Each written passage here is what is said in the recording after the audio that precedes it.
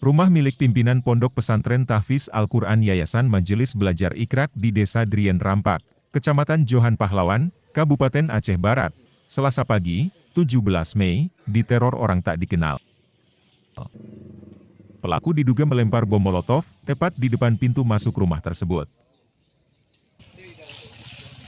Meski sempat menimbulkan api, namun tak ada korban jiwa dalam peristiwa itu. Pemilik rumah Joran Akib Setiawan alias Ustadz Akib mengaku, saat kejadian dirinya sedang berada di luar rumah. Sementara istri dan anaknya berada di dalam rumah. Kronologisnya kan karena saya lagi di luar, cuma dengar berita dari orang, ya kejadiannya jam 10. Nah, jadi insya Allah untuk masalah trauma ya manusiawi kan, mungkin kalau kita laki-laki biasa kayak gitu, cuman orang rumah ataupun anak. Ya harapan kedepannya mudah-mudahan nggak terjadi lagi lah, di mana-mana nggak terjadi lagi. Itu aja. Apa yang dilempar tuh? Kurang tahu juga, ada yang bilang bom molotov, ada yang bilang ya nggak tahu mercon, nggak tahu lah. Tapi apinya memang besar habis dilempar. Nah, itu aja. Apa selama ini sebelumnya ada teror? Oh nggak ada, alhamdulillah aman.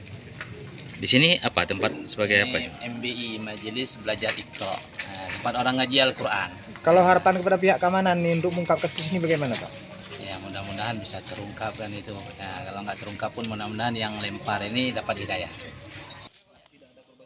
Hingga kini polisi masih menyelidiki kasus teror tersebut. Polisi telah melakukan olah tempat kejadian dan memasang garis polisi di lokasi. Dari Aceh Barat, Tim Liputan Aceh Video.